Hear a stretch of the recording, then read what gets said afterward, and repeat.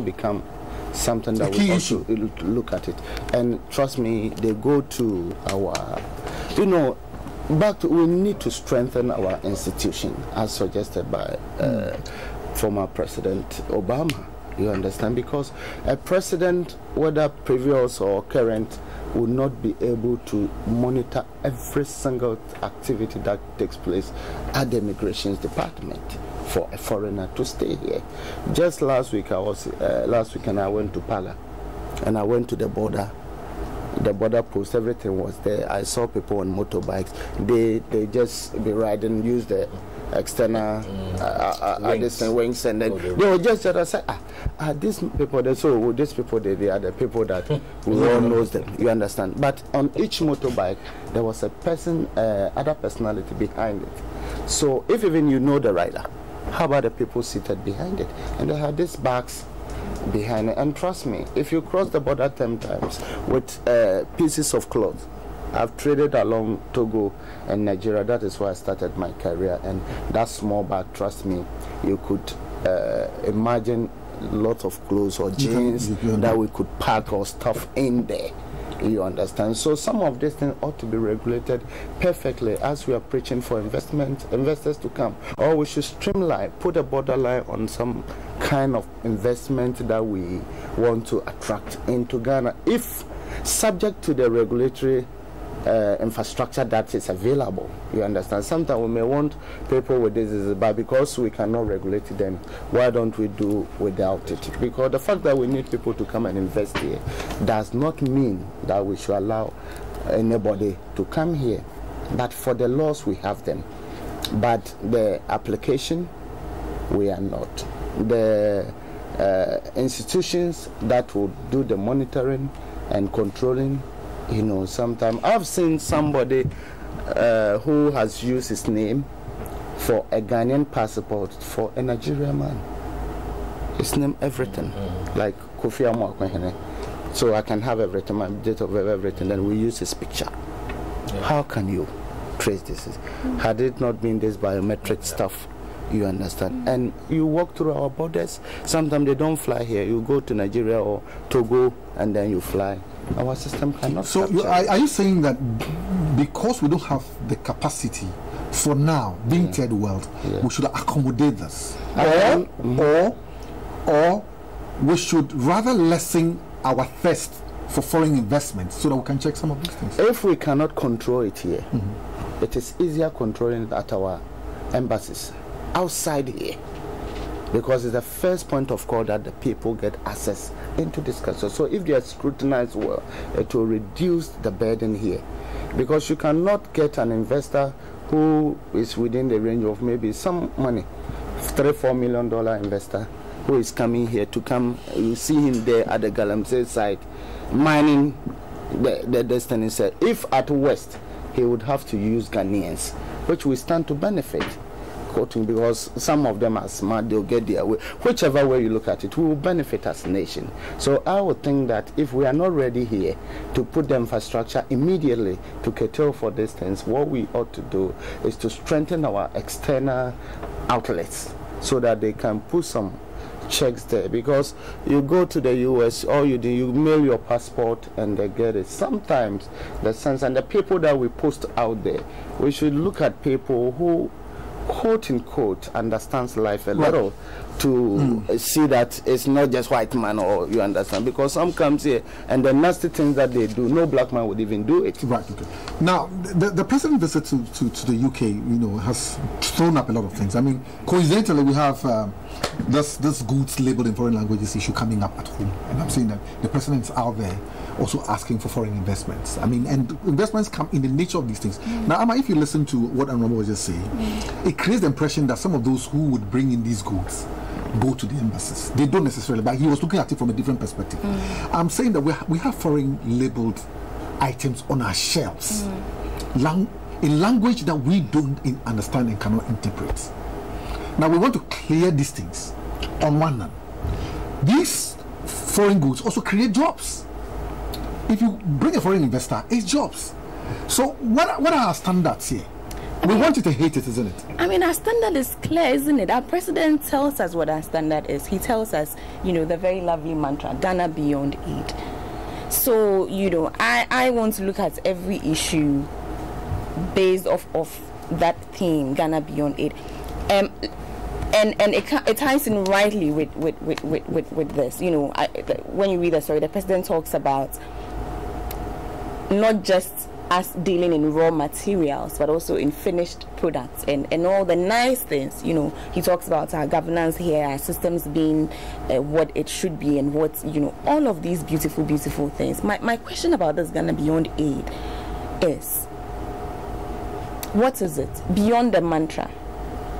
And you rightly asked the question, specifics. Goods coming into the country that are in foreign languages. Where is the blueprint? How are we dealing with that? Specifically, beyond the mantra. Because it is the only way we can address some of it. Somebody will talk about the Constitution. The fact that in our Constitution, that, in the laws of Ghana states clearly that all goods must be in English. And even if it is not in English, you should have a subtext. Yes, which is in English, which should directly reflect the first word, and the translation should be direct. You shouldn't do relabeling. That's what our law says. It says you shouldn't do relabeling. You should rather do a subtext with the product, which is a direct translation, and all of that. I mean, yes, these ones are dead, but they are being flouted. So now that we have introduced this beautiful mantra of Ghana beyond aid, in substance, what is it? Because there's no, unless I'm mistaken, honorables, please correct me, there's no working document to support Ghana beyond aid. There's nothing. There's nothing in Parliament, unless I'm mistaken, which supports Ghana beyond aid. There's nothing like, this is the main topic, Ghana beyond aid, but for Ghana beyond aid, this is how we are going to go about it. There's nothing like that. So it's just talk, basically. But don't you, for instance, let me just put it this way. For every president who goes out there, definitely is going to say, my country has got the atmosphere. Definitely he's the first marketing officer of this country. So you definitely want him to say that, look, I've got the best tomatoes, I've got the best onions, garden eggs, so please come to my country. you expect him to say things like, don't you? Yes. So that is why I expect but him it doesn't mean that our president that. does not know that we have problems. He does know that. He should know that. Yes, I mean, he does know that we have problems. In spite of the fact that he wants us to be marketed, and we know too. He also knows we have challenges. So you see, but for me, talk is not enough. At this age, at this level of development and all of that, talk is not enough. Our president is a beautiful talker. It's one of the things we love about him. So you think that for him to say we are beyond aid, there must be a blueprint? Yes, let's see it. Exactly. In what shape and form do you think this blueprint? How do I, myself sitting here as a citizen, how do I also take steps or act in ways that will promote this Ghana beyond aid? I need to know where I can fall in line. There has to be something for me to be going by. If you say, throw it out there, Ghana beyond aid, beautiful concept. Is it that we have to how do I work towards Ghana beyond aid? What is it? Our own local. I mean, these are things we already know. The president knows that these are things we already know. The president knows about all the stuff that's in the Constitution. The president knows everything that exists already, and yet he came out to say that going forward, we are going to project Ghana beyond aid. So for me, this is something new, maybe repackaged, maybe a fresh concept. I don't know. So, and I love it. Ghana beyond aid. Hey, we all want it, but how? How do we go about it? How do we transcend? How do we go beyond? So it's not enough for you to go for meetings in London, and again speak beautiful concepts, but I need to see the how. How? But be thinking about this. Are there the Prime Minister of Great Britain, Theresa May, has put out a concept about discriminating against those who want to do things differently from the normal, what we consider as normal. I mean, when it comes to the LGBTs and all that. So we'll look at that issue. Okay. And she says that Britain would help us reform our law so we don't discriminate against gays and all that. But short of saying that we should start talking about that, Honourable, we are looking at two issues. The President talks about the fact that ours is the best destination when it comes to investments. That's what he says. I mean, in a nutshell. then at home we don't have the mechanisms. We're struggling with being able to sift what Ghanaians should have access to, so that we are not discriminated against with the kind of goods and things that come. How do we hold it to? Now, Honorable Amakwin is of the view that, well, we know ourselves that we are a third world. We are not in the shape and form that will be able to stop some of these things. The question whether or not, do we then stop talking about investment so we can address the home issues, or we should play the two together and then have some kind of beans, rice kind of, prepared mixture? Very interesting topic. You know, when Honorable talked about the fact that at the border, when people are having these backpacks, it could load all kinds of things. All kinds of things. I've been seeing on social media, even women, how they can load their household items. Oh, no. That's on a lighter note. But if a woman can load such items, and when he's caught and he's removed, you can count up to 20 pieces of items that it is unimaginable that a woman could load them under her.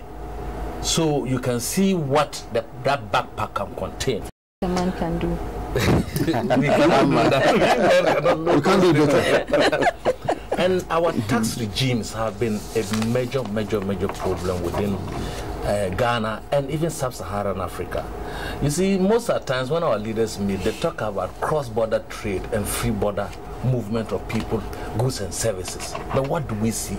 The harassment of our traders from even Ghana, Togo to Nigeria is an eyesore. Almost at times they naked a woman, they embarrass them, they beat them, and they seize their items. When you pursue such a regime, people will be tempted to smuggle goods because they have to eke an income. They must live. Our presidents, while they meet us, West African sub-heads, and at the meeting and the security meetings, they should ensure that there's free movement of people and goods and services within even the sub-Saharan Africa here. People must live, and poverty is a challenge within this part of the world. People will not sit down and perish because they would want to follow a certain slogan of a government, and for that matter, they cannot be able to meet their needs. They would have to smuggle. So unless we change it, and unless leaders of sub-Saharan Africa begin to look at the issues holistically, not even as an individual president like ours, His Excellency, who went out there wooing investors by saying that ours, we have the most stable, peace and security conscious country within sub-Saharan Africa, and therefore the grounds are fertile for investments. Let us also not take the investors for a joke. Look, the investors know the security situations within the various areas. No investor worth his salt out there would come and invest here without greater analysis of the financial risk of the security situations, and even some of them are backed by their governments. They do that clearance before they come in. They don't just come in, like my brother said, with $4 million and just come and throw it out there. It won't happen. There were some Canadians, I think they were members of parliament, who wanted to invest here. They came, they were tricked by some Ghanaians with this gold issue, and later on they trade. You can even they had to play the thing for me to listen. I had several meetings with them. Later on, the issue was sent to the court for determination. I don't know where it has gotten to, but I wanted us at that time to talk to the Minister of Interior, and you could see our brothers on tape. And then later, I don't know how they do those things, whether through some voodoo powers or what. They were able to instead change the fake gold to blocks of pavement and all those. When a man opened it all out, even before they did that, they had to crown the man with a Kentucky crop and pretended that he was a king, and he was also jumping here and there. You understand? When you do that, what signals are you sending out there? You'll be able to dupe an MP or Canada, a member of parliament, 2 people or so. They were wild. What signals are you sending out there? Yet our president is out there championing for Ghana. Our president is out there talking about peace and security. while in this country, invisible forces invaded a sitting court, chased out a judge. That should be an isolated issue. No. I'm citing this as example because these are issues. While we are talking these things, we can't have a perfect. We cannot have an regime. Yes. If you allow me to go through, you see, before you invest in a country, you must look at the judicial system, how it functions. When you are duped, how can you recover your money within I get what you must also know, even with tests, like my brother was saying, even with local investors. If I'm from Sandman coming to invest in Accra, and I'm coming and armed robbers are always attacking me on the way, do you think I'll be safe to bring my money? Or we are talking about the one district, one factory. You think if investors are moving from here to the Upper East region and armed robbers attack them, kill some of them, rob them, they won't come again. They won't come again. They go there, the youth there attack them. Why do you think they will come? So while the president is out there preaching that the place is safe, like my brother, we must let the institutions work. If we don't, you see, when you look at the political trajectory where we are going, we are mixing politics with our institutions. So the institution become impotent to act in the face of glaring evidence of insecurity issues. You see, and if we don't isolate our institutions completely from the way we do our politics in this country, we'll make the mantra Ghana beyond aid, we'll talk about all those things, it will come to nothing. And people must survive. Okay. In the case of the labeling of items in foreign language, especially in the Chinese language, look, this place has become a dumping ground for Chinese goods. Especially with the ladies who say they want to maintain weight, they will bring their tea, label them in Chinese and pretend that it's green tea, what not. And our ladies are fumbling and beating themselves and picking. Most items that comes from China, in terms of their herbal content and all those things, they are labeled in Chinese.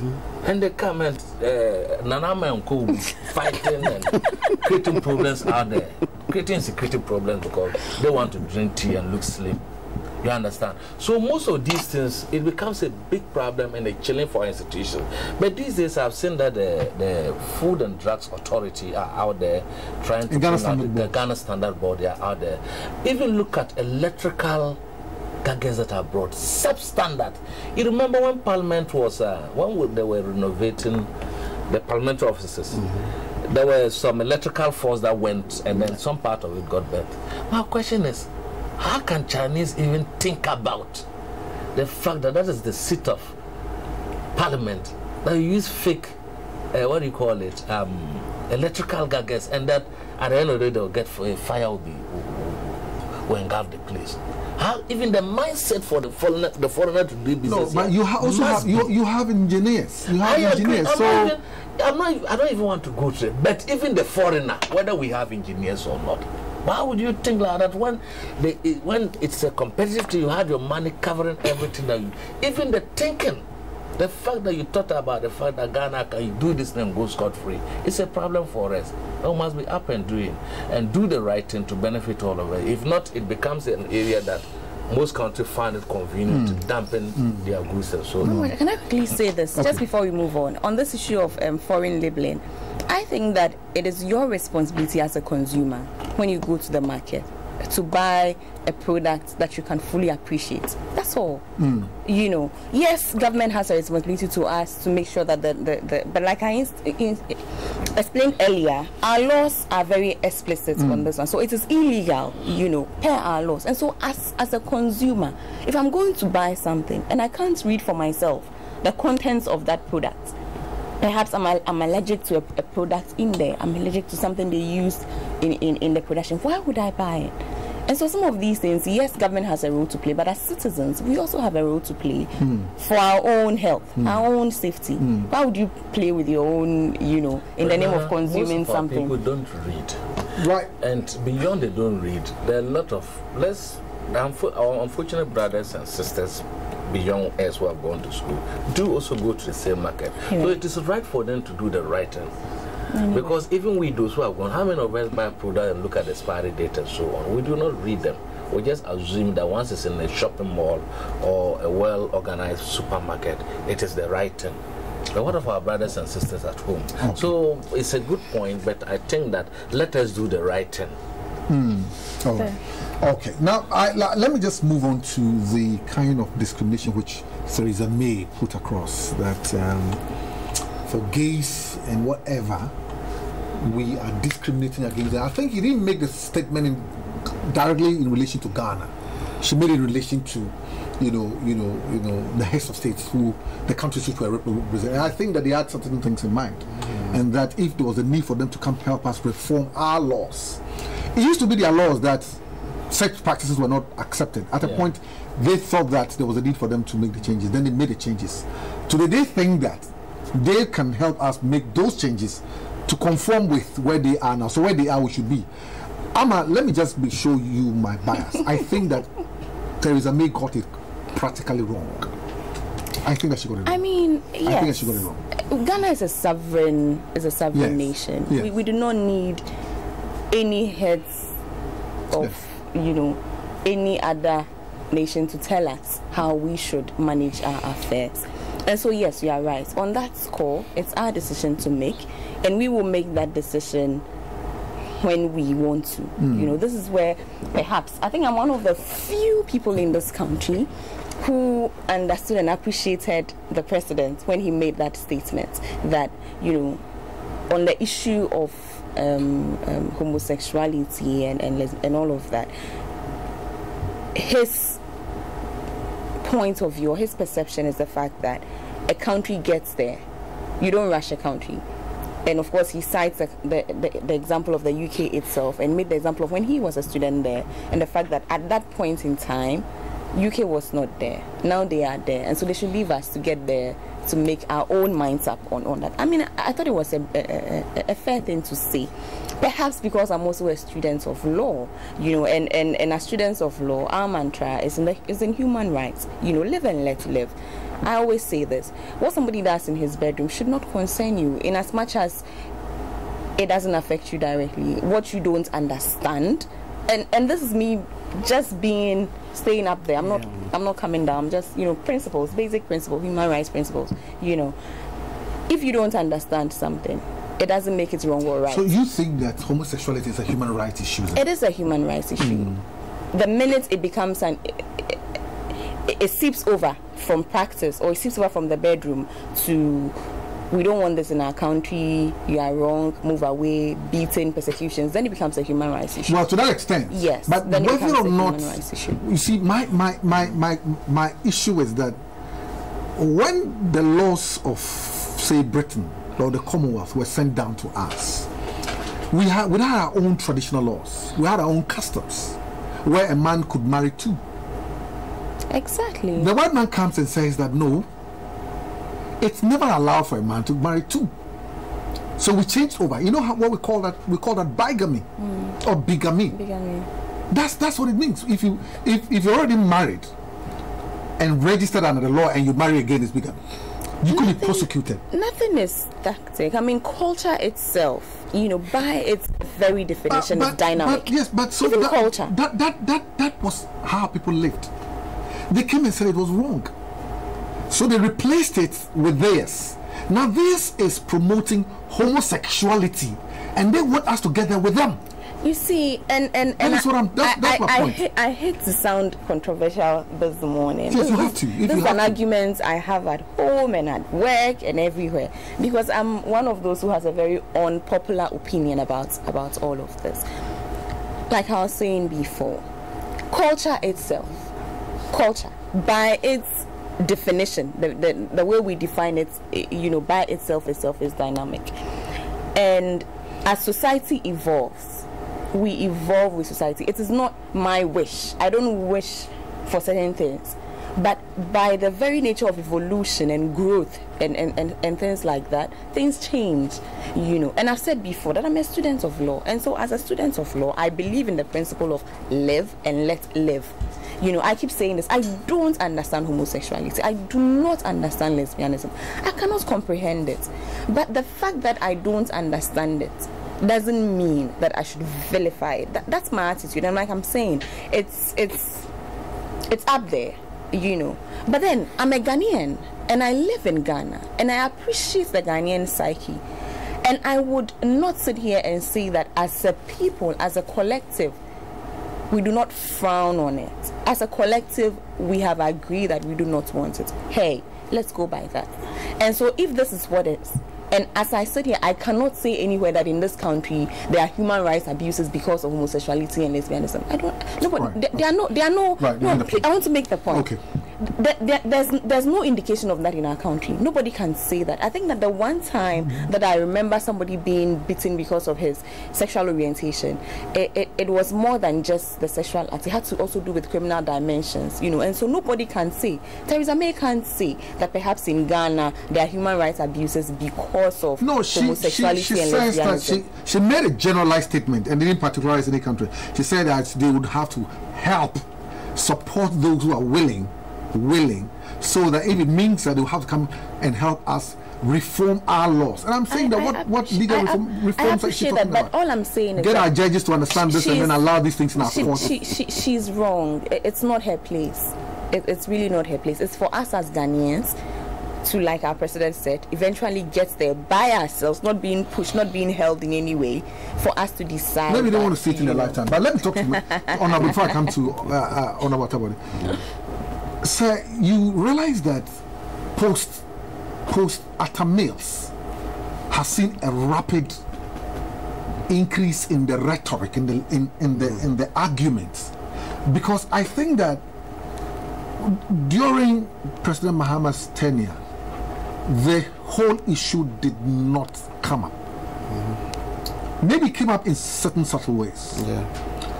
However, when President Akufo-Addo took over, he's had this enormous challenge because it also the pressure is mounting. Yeah. You know, where our president had to say that, look here, like Amma was just trying to interrogate, look, this thing should not be forced on us and all that. And today we are at a Commonwealth summit where they're talking about reform and all that. And I'm saying that these guys are gradually tying the thing to trade, to doing business, to investment. How do you think we can wriggle ourselves out of this sort of thing? Yes. Can I take you a little back for a minute before I respond to this? On the investment, thing that... You're a businessman, so I'm sure that you want to... My honorable said... You're a businessman, you want to do business. All the platform, good ones, to buy gold and any other mineral from Ghana. Okay, right. Some businessmen have taken a course, and it's corrupt course. Avoiding tax, doing that. So if you do business with that corrupt man and you meet a smarter person, he takes you off the business. Okay. So the Canadians who came to buy gold, at where they went, serves them right. I do not support it, because if I go to China everywhere to buy, I know I consult and I buy it from the right source, and I make sure payment is effected, and then I get my receipt, whatever it is, legitimate.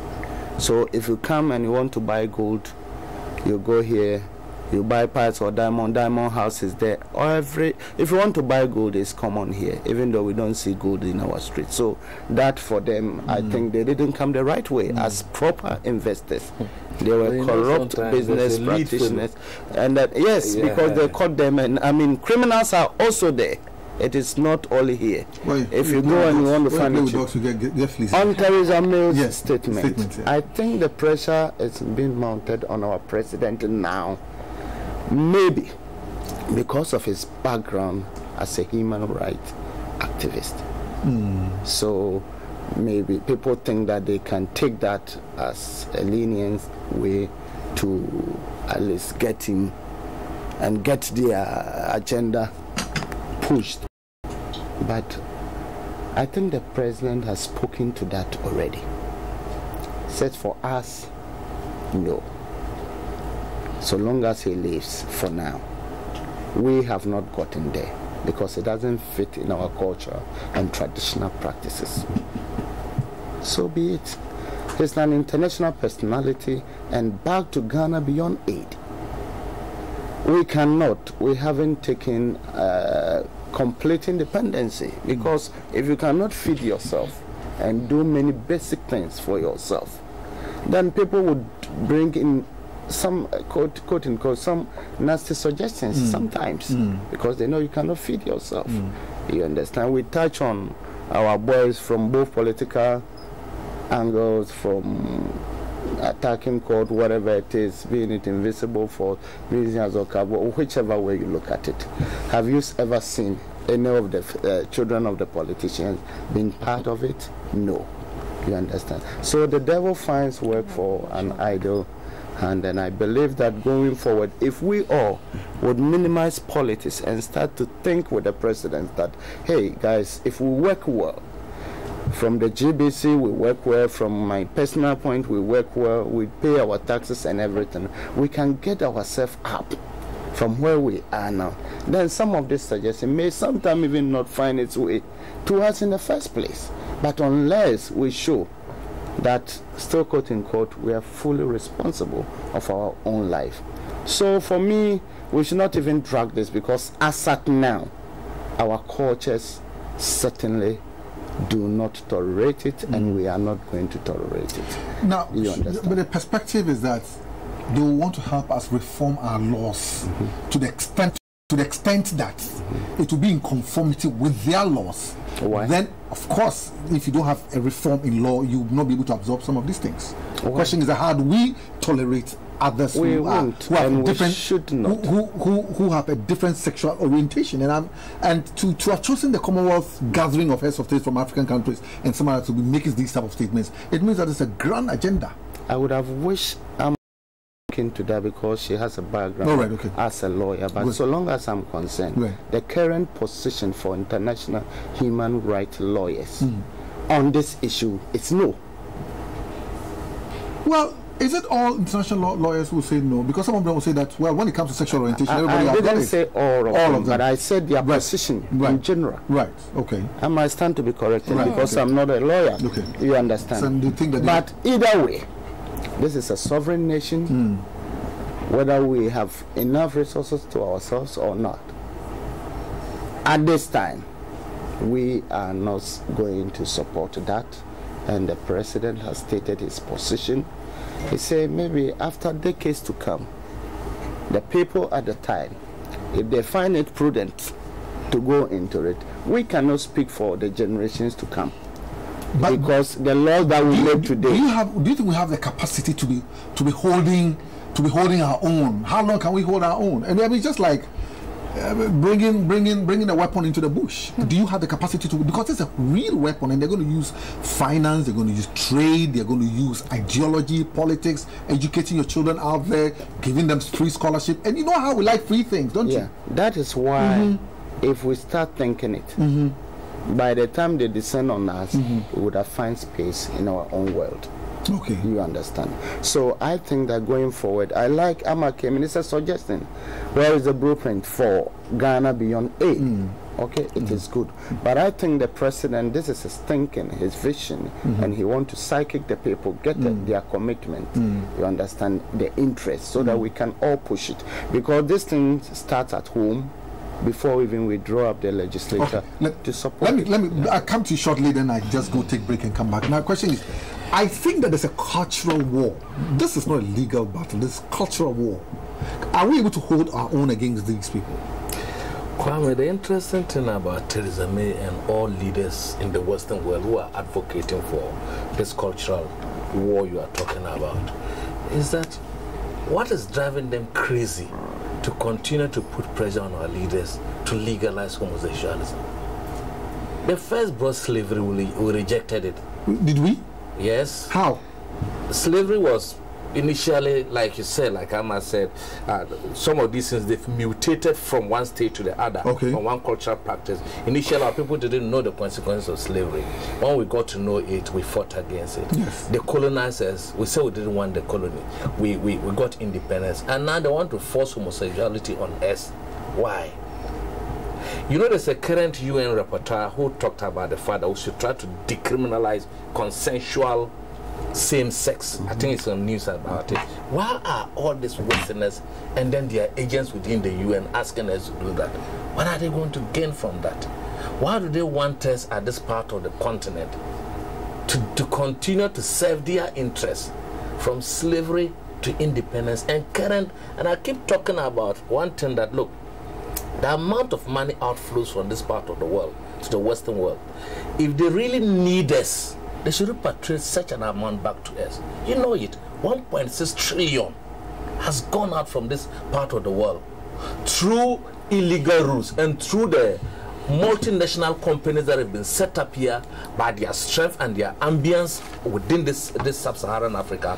They've been able to use the companies as conduit to siphon this amount of money out, therefore depriving us of the needed revenue and the needed development that so they will continue to subjugate us and make us like a poodle to themselves.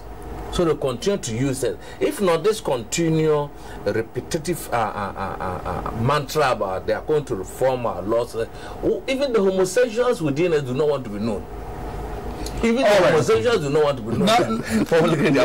Let me just. So why would you bring it? Let me take a short break. When I come back, then we can take a little bit of this, move on to the next topic, and then we see the way forward. Please stay tuned and don't go away.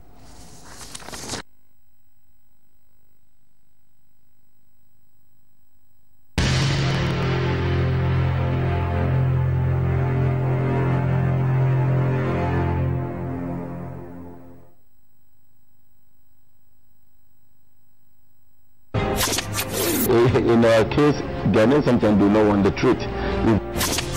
See, when you say such things, it's as if you say Ghanaians that we are stupid. And this is the mistake the NDC did, and we throw them out. And we're doing the same thing. Last time you said it here, that without loyalty, no political party will come into his enemies into office.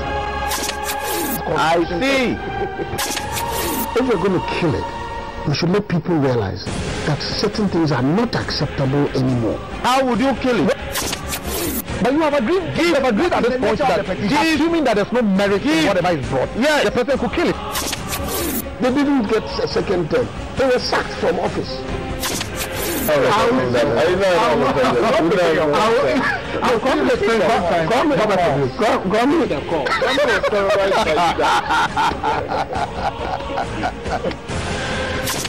Thank you very much for being part of this program. I'm sure that it hasn't just been the newspaper, but it has been the subject matter of, as it were, commentary.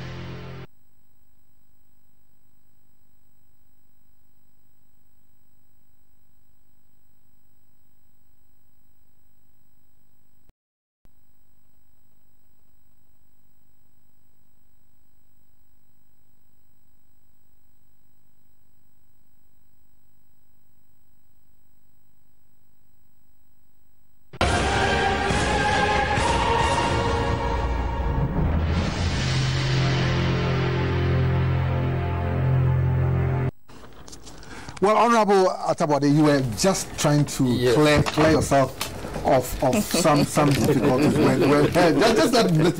I'm interested in that bit. Let's move on. So talking about the fact that Yoko in Dax's former Senate boss and others. So I'll talk about that. But I want to hear this whole thing about the mantra and the way it's being forced on us. Yes, because like I was just on the point. Even those involved in the act do not want to be known. Why would you unveil them? Why would you expose them to the public? And our culture, I don't even see it in 100 years to happen.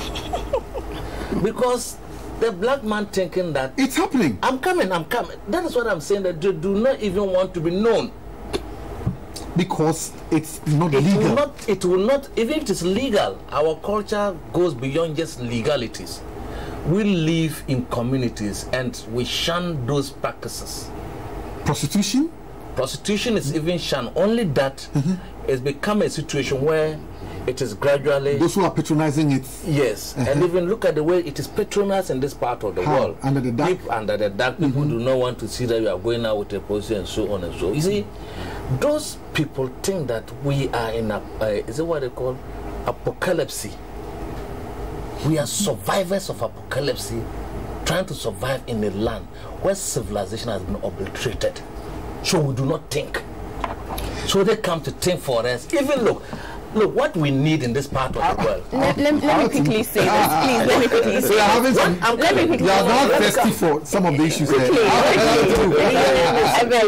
Quickly. If the president is talking about Ghana beyond aid, they should help the president achieve that vision, rather than to foster an issue that Amanko says a human rights issue. Listen, what is human rights about? Trying to depopulate the population. This issue of homosexuality. If you get our youth into homosexuals and they depopulate, let's broaden the conversation. I'm saying this because it is on record when you speak to social workers and all that people who get into homosexuality are recruited as kids when they are children. So you have grown-up men, sometimes married men with families of their own, who are homosexuals, who can't openly be themselves because of the kind of society we're in. Recruiting little boys and making them homosexuals. They also grew up with it, Let me even cite an example, a well-known example. This Manessa issue. I don't know if you remember when the medical doctor married with children. Yes, and he used to come to Accra and pick up little. Let's save our children. Basically, let's broaden the conversation. I think if everybody can live and be themselves and express themselves, provided they haven't gone against any law, they haven't what's it called? I want to use this very common phrase. Your responsibility ends at the where someone knows.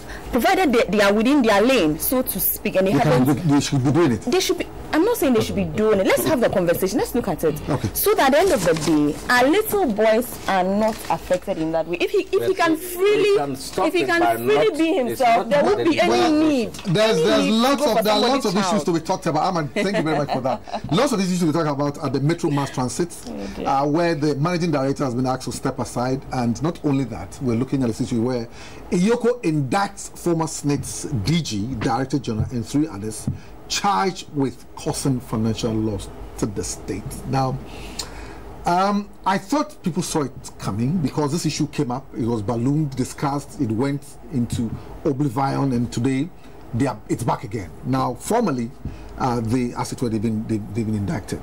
So what it means is that they will stand trial. I mean, if I'm getting the processes right. Now, let me start with you, Honorable Atabode. I made a statement on this program a few months ago, and people misinterpreted it. I said, why is it that when you leave office, there weren't too many of these issues that come up? I mean, starting from when Rawlings left office. When you say, you hear me? I'm talking about the NDC party. Too many of what? Yeah, too many of the fact that most of the people you put in office are indicted.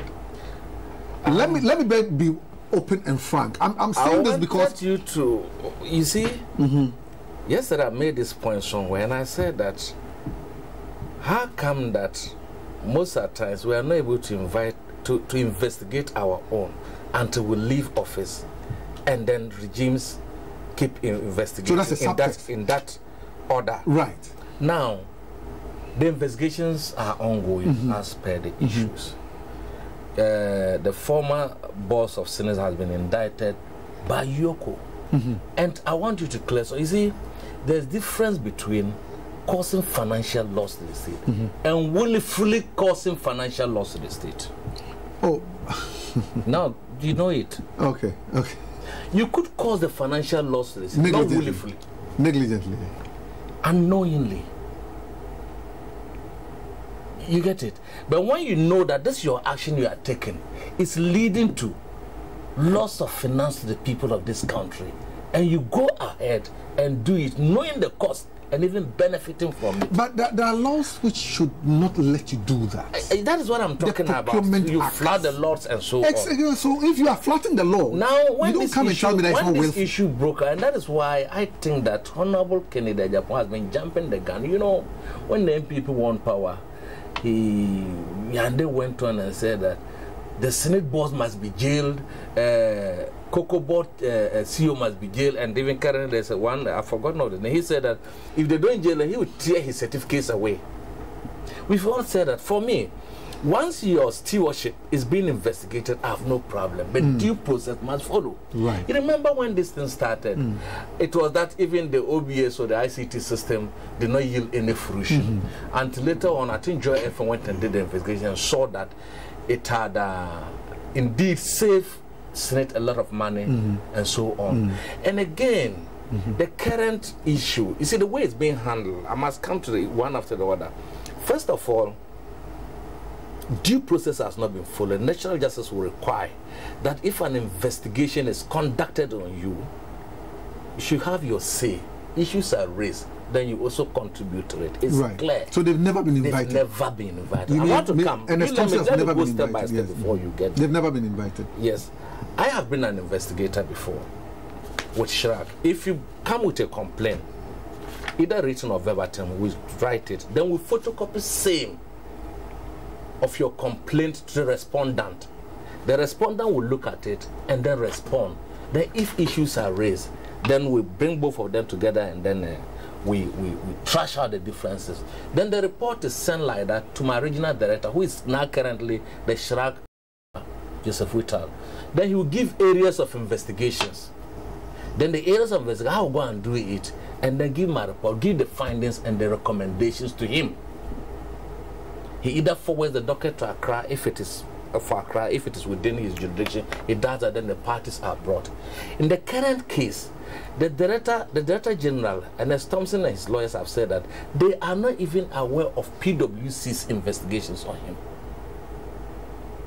because they never contacted them, and it's a 400-page document, and they paid, I think Senate paid them 500,000, $500,000 to do that.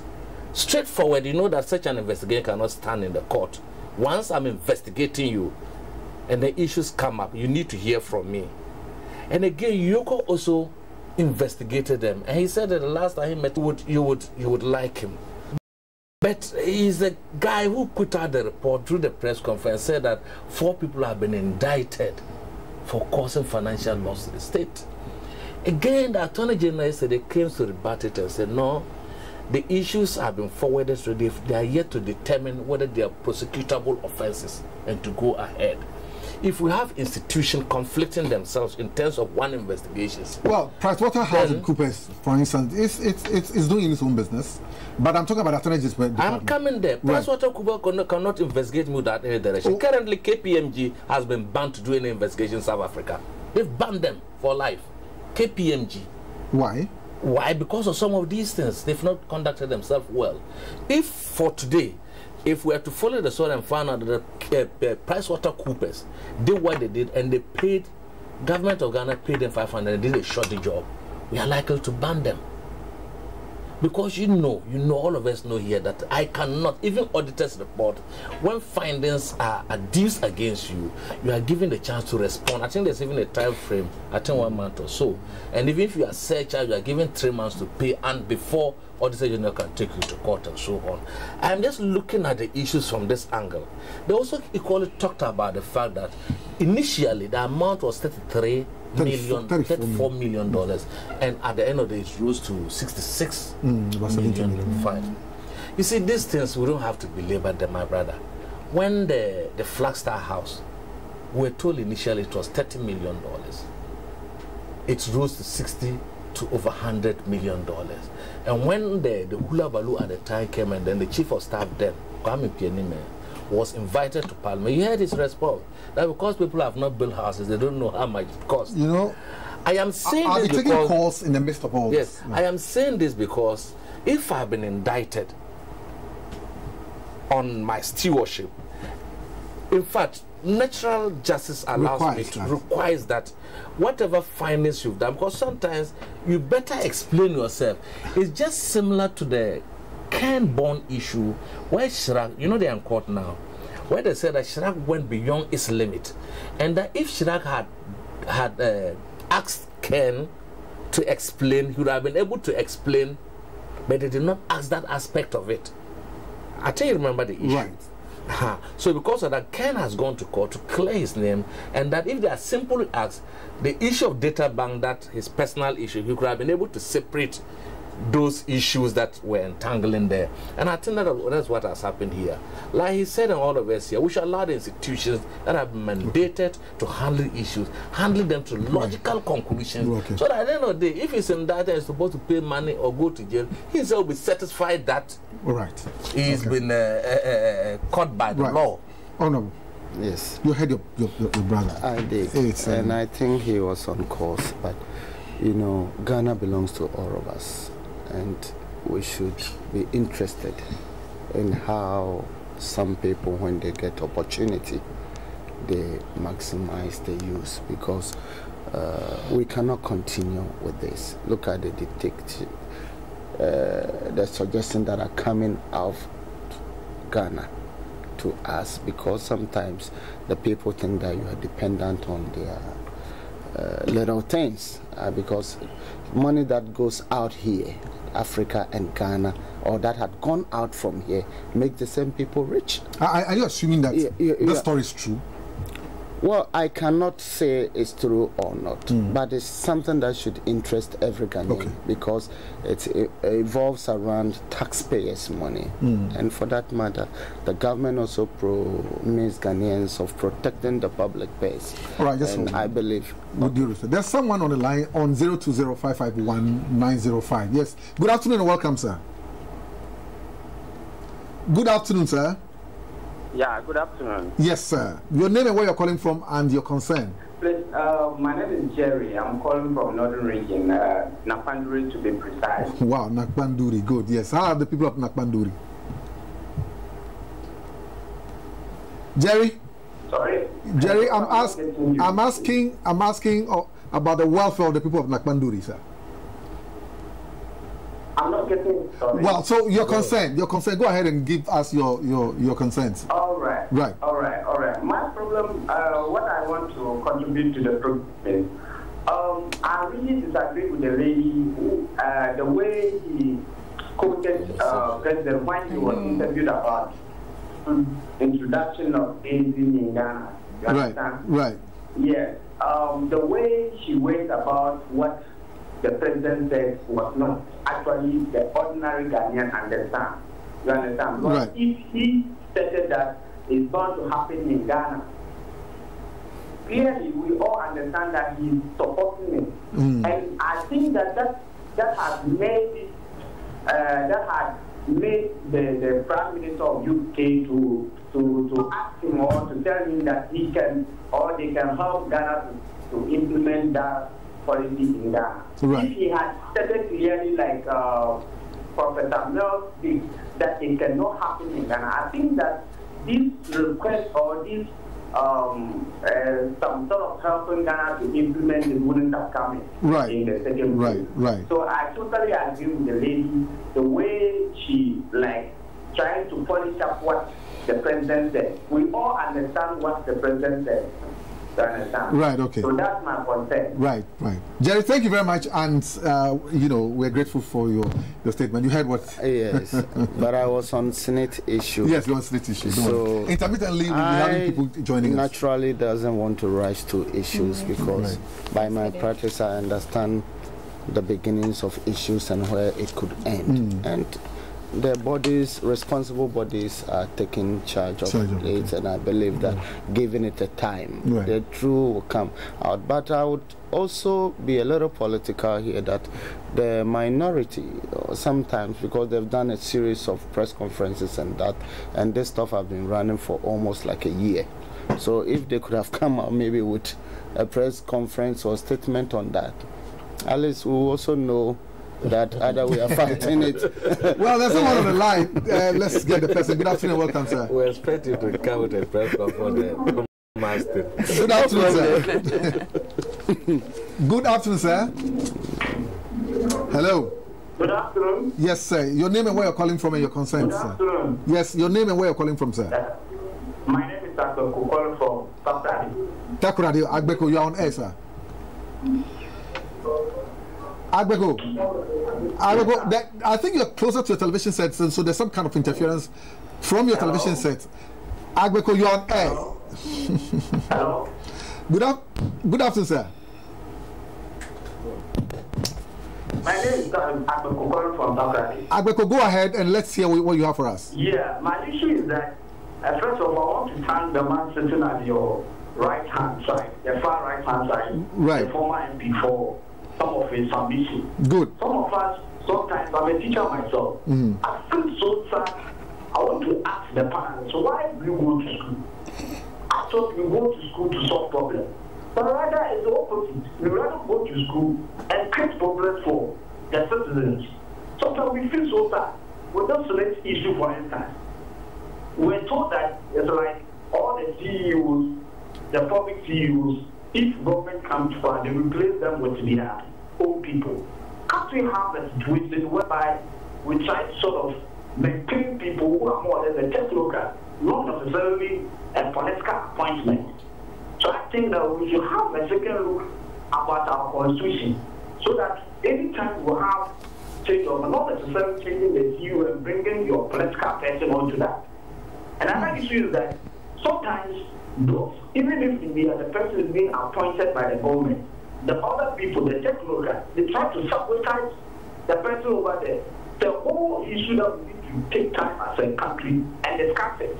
It's not like always trying to, what I'm saying, I don't support the idea of bringing a political figure to occupy a CEO position. And I also don't support a situation whereby we try to also maintain the, so sometimes I get confused.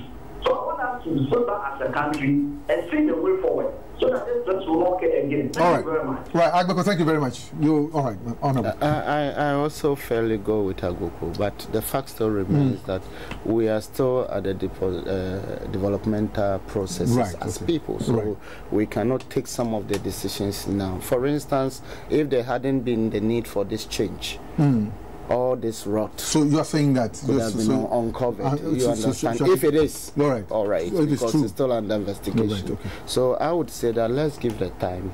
Certainly, it will come to an end, and then we can pass proper judgment and speak to the issues that is charged on the personalities involved. So I think we should balance the efforts and stop. Sakura is calling. Sakura is on the line. Sakura, good afternoon and welcome, sir. Good afternoon, sir. Yes, sir. Go ahead, sir. Let me say good afternoon to your resource person, especially my boss, Honorable Timothy. But about this issue of former president, I want to find out. The same CID who have to go and investigate corruption between A+ and who deputy chief of staff. The same CID who is investigating this issue. Yes. I put question mark there. Let me move on promotion work. I think our current president, he should be bold. He should be bold. Former President Kufuor made it clear we don't want it. The same thing the then President made it clear we don't want it. People know President Obama, people said, and the Solomon is a best friend, but he made it clear we don't want it. Why can't our current president should be bold and tell the whole world that we don't need it in this country?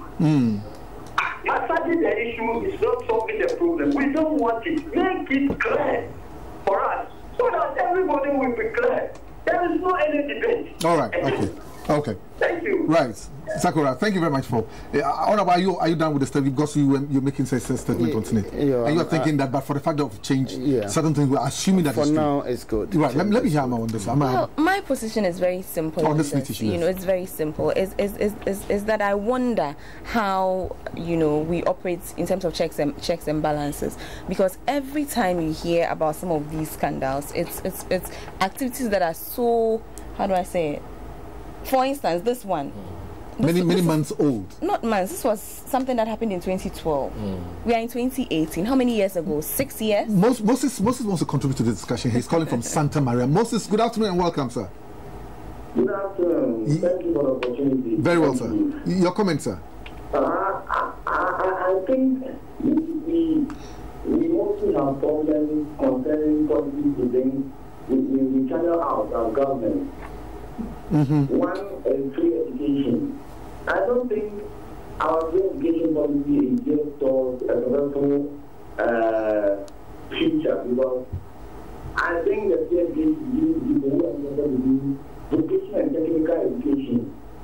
So all around the world, all across the world, Japan, China, Korea, you go to Singapore, there's a technical education that makes people to bring out products, not the humanity courses. Because you can't speak English or do the better accounting than from who in England. In Germany, you see the good cars, BMW, Benz. It's a technical education that cannot help engineers. Okay, all right. So we should be careful. Okay, we're grateful for the statement. Oh, just lost it. Amma.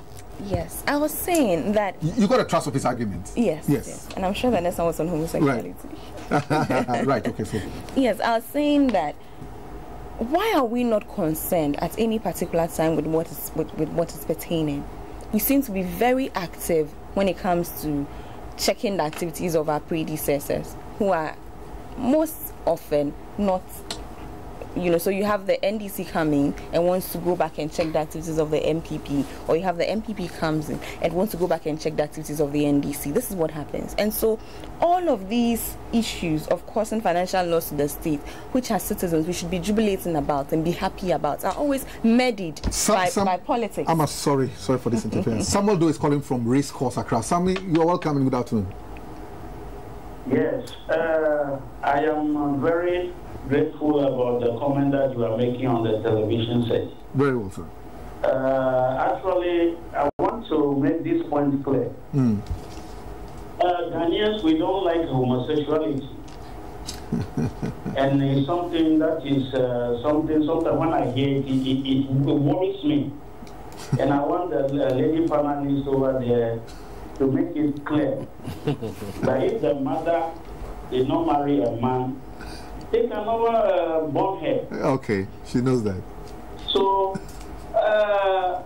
encouraging homosexuality in Ghana, you just imagine if you have two sons, and the two of them engage themselves in a house doing such a thing, and you are a mother, you come and beat those things. How will you say? She'll kill them. I'm gonna kill them.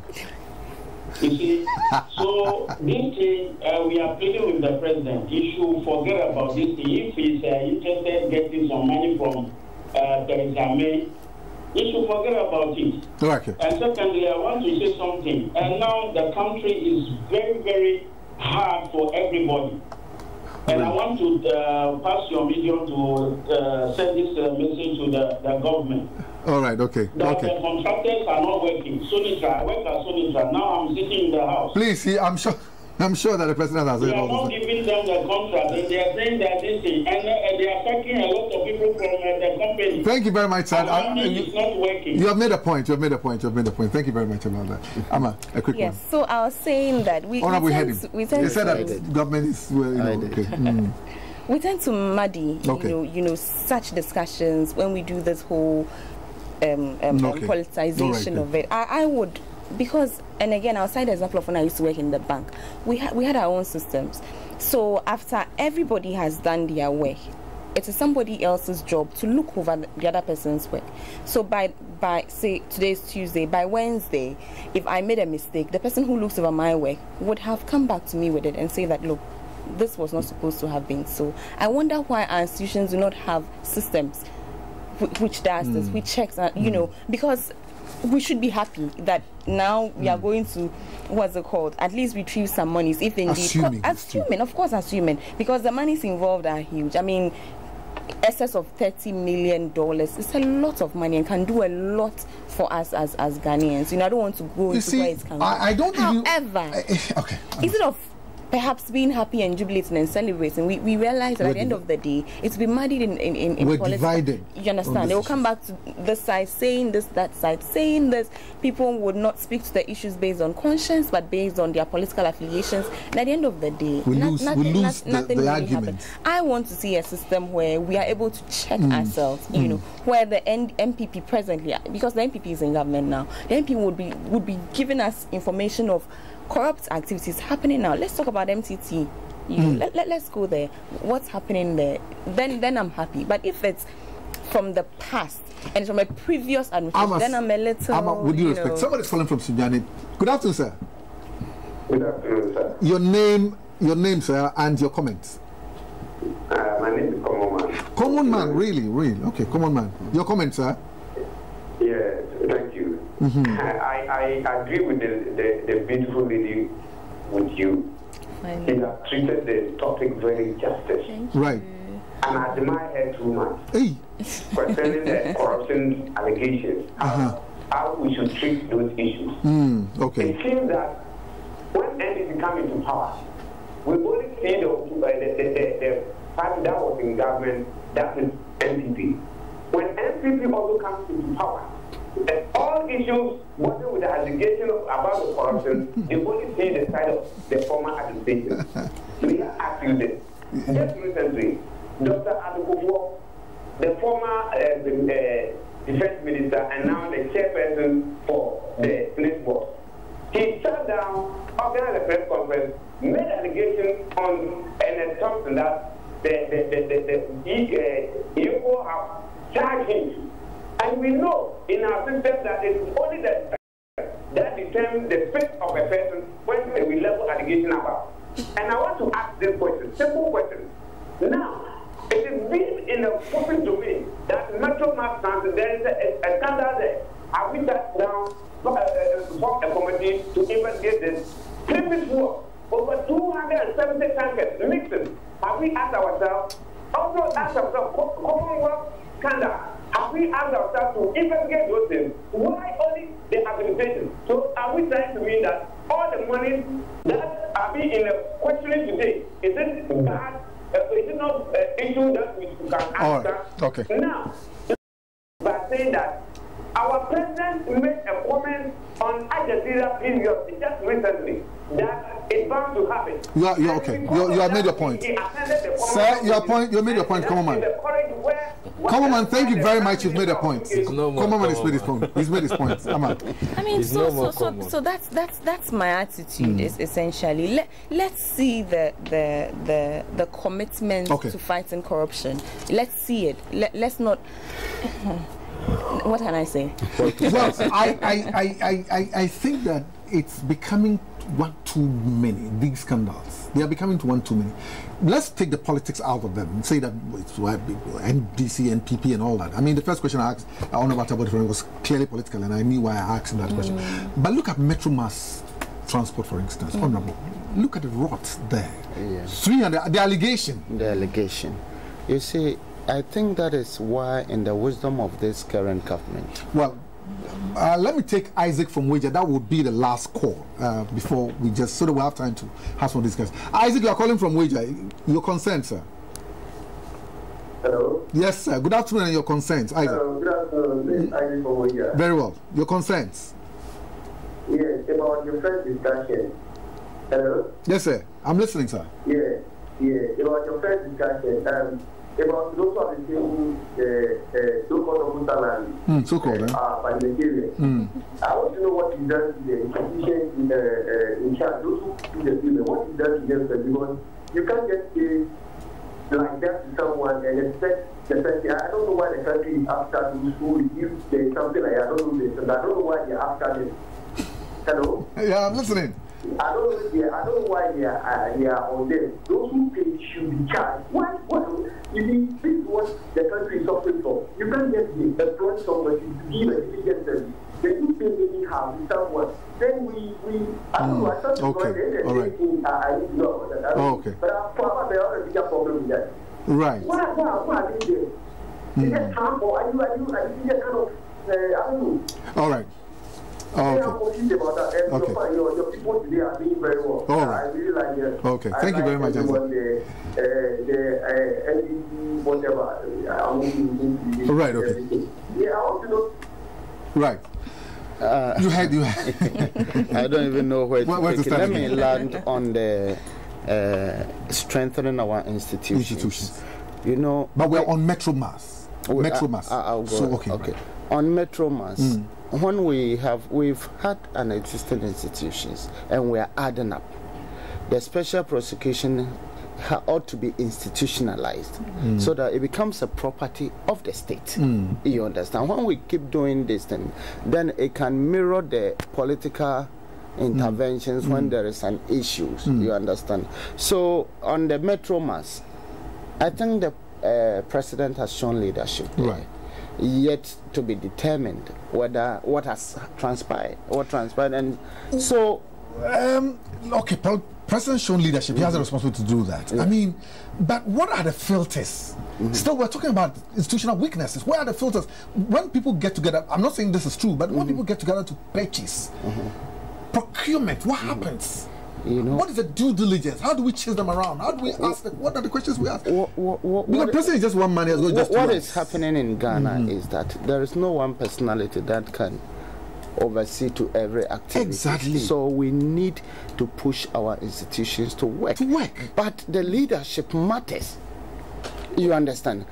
Look at this Senate issues. The whole issue has traveled from almost about 4 years now. You understand? What happens to the leadership? It's been up and down. The next morning you hear NDC is talking about, the next morning you hear MPP is talking about, and it's taking away the substance that we all stand to suffer. You understand? But the way forward does lies in the setting up institutions to cater for these things. So what I'm saying is that Ghana has a future because even now, before, we couldn't have sit here together with my honorable. At least we have some 50-50 agreement now, unlike before, on some of the issues that we all agree that it should be dealt with. You understand? So we will get there. But I mean, what we are doing now, if we can have a precedent, he says, fine, you are my ally. But this issue, I'm subjecting you to the investigative. President Mahama put some people before. And even this investigation from the Senate started at President Mahama's tenure. You understand? And then we've added to it. So that's what it should be. You understand? And now, by the time we land and we find substance in the whole thing, then we can say Ghana has become. Let me read a couple of the messages. Someone says, I mean, I think Ojijato is calling from Dubai. He says that it is not true that they won't know that they are receiving double salary simply because the bank always notify you the moment there is a transaction on your account. Well, and then he says that what of the ministers who took their rent advances and they're still living in government bungalows? Well, I disagree with the lady. Well, someone saying that from Nakbanduri, John Yan. He says that the way she quoted the president when he was interviewed, he said it's bound to win, it's bound to in Ghana. I think he has been stated clearly that our culture does not support it. I think this idea of the Prime Minister of UK to tell him that they will support Ghana to implement gay marriage in Ghana wouldn't have happened. If he has said that it cannot happen in Ghana, as Professor Mills did, this helping of implementing gay policy wouldn't have been in the picture at all. If someone tells us that they want to come and help us reform our laws, it's an insult, and she's telling us that we don't know our left from our right. Mauli Selassie Satu calling from Newtown. And someone says that, will the NDC commit to fighting corruption by being interested in cases and not the peripherals of them? Nana Fredua of Oriata, Nana, you're watching me from wherever you are. Ama is right. She really makes me understand what women can do. I wish I should have. I should get a number. Is that Nana asking this question? Please help me tell the woman to stop beating around the bush. Sin is sin. Even God is in heaven condemns homosexuality. What are you talking about? Are you telling us Africans that British? Are you telling us Africans that the British are God? Let us call sin, please. Good afternoon. Homosexuality has been with us as a country since the inception of secondary education, especially boarding schools. Whoever has been in boarding school was in one way or the other had a superior, but this is one of the last prophecies to be filled before Jesus comes. So once there is a worldwide law to allow homosexuals in our churches, and the ministers of God begin to bless them, well, and on they go. But let me just come back to you before I go on to the rest of the message. Somebody is also calling from Bibiani, but hey, lots of the messages coming. Yes, and you are making a point that this time there's convergence on national issues. We are getting there because look at the how we came together as people started the Galamsey fight. Even though there have been people undercurrent, but it's still better. If it's like way back 10 years, whatever, we couldn't even have sat together like this. So Ghana is getting there. But I think with the current leadership, it's also helping the most. Because when we begin to uncover some of these things, then we could see that. So we are getting to a point. I think when they leave Parliament, then they become statesmen.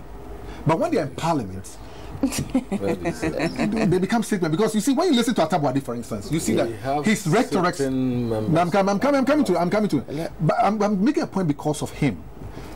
Your perception is that we should have a convergence. But others don't have that kind of perception. But if he's out of Parliament, he's able to see better. For me, from my point of view. But I've been on this show for about 3-4 times, and my position has been just coming together. That's the point I'm making. And you are getting there earlier. I'm still in Parliament. Yes. But let me tell you, I watched a scenario when we had this U.S. agreement, Mame, where a committee involved two groups, minority and majority, had taken decision by consensus. And then they come to the Parliament, see part of their leadership in there, and right there, the document was even not laid. They wanted to amend their position. I mean, how could you look at you just had me talk. So I think that if we could get people in Parliament, especially from the minority, who will act like my honorable brother is doing, then we could speed up where we are the development of this country. He disagreed with me only to realize that we're just saying the same thing. But I don't want to go there. Please go there. The Metromas issue. You see, I've been having problems with Metromas since it was established up to today. And my problem has been how they manage national assets at Metromas. It's nauseating and mind-boggling. Look at Metromas. Compare Metromas to STC, to even VIP. State buses bought with Ghanaian taxpayers' money are run carelessly on the road. They are involved in accidents. The new buses that we acquired, Kwame, you'll be surprised that new buses, they are all scratched. As if they meander their way. I always ask, what do they do with the body of the bus? As if it's a tunnel, they have to force and enter the tunnel. So you see the whole bus scratched. One time like that, I asked them, what is the problem with you? Even though we're driving and parts of the bus will be falling down, they are not bothered. And I told you here that one time I met a businessman, he's a hauler at the Western region. I've got about 3 minutes to cut off. He had insured all his cars, and one of them was involved with Metromas. I think they brushed it or something. And the guy said, no, his insurance company will take over. You know why? The driver told him that he should give him the money that he will repair and go. He should just give him the money. How do you treat? So we appoint CEOs. When they come there, their mentality is not to reform and let the institution look better. Their mentality, first of all, when they come, is how much I'm going to get. Your last comment, and then my comments have to do with, I mean, both sides are saying that I play the other side so I can have evidence. That's what we have now. You have one side saying that I was asked bribe. The other side is saying, well, I give the bribe. You know, so we need for this issue to be properly investigated. My question is, who would investigate this the right way? That's for me. Well, someone says, thank you very much for your discussion. And the question is, how many of Ghanaians can identify fake and original products from both foreign and local? Edward says this from Bibiani. Now, the MP who is wearing the smock, does he think we, the citizens of Ghana, are kids? When did the president say no to the homosexual issue? Please stop accusing Amma, the lawyer, from saying the truth. My name is Wisdom from Ashama. Wisdom, good afternoon to you all. Good morning to you all. I must congratulate you for the good job done. I have some few comments to issue out. On the issue of labeling, most Ghanaians don't read and want to avoid the local ways of living. Well, Ghana Beyond Aid is a political talk. Why? Because we always borrow from them, as many African countries, many African studies course teach us from the university. He said gay and lesbian can be avoided because the Western world has a hand in these, and failure to do so seems to foreign investors and aid will not come. From Johnson from Superior. So, Mr. Host, please, British do not leave us with the law, with any law of how we should marry or any sexual related issues. Before they came to colonize, we had our own culture and customary way of marrying. Western world does not have any interest to assist Africa anyway. Good afternoon, lady and gentlemen. My worry is that so those Americans can't help Africans without imposing gay on them. Well, I have lots of these calls and some of these messages. I know you have enjoyed every bit of it. Honorable Atabode, thank you very much for coming. Ama, you've made my afternoon, and Honorable, good afternoon. I'm sure that thank you very much for taking your time off parliamentary duties and being here with us. Next time, next week same time, parliamentary duties are still continuing. I know he needs to hold a press conference. Right from here, I'll be going to back to Parliament. I know. So, to my thank you very much for watching and listening and contributing to this program. I want to see you again next time. I want to say bye bye from now. Bye bye.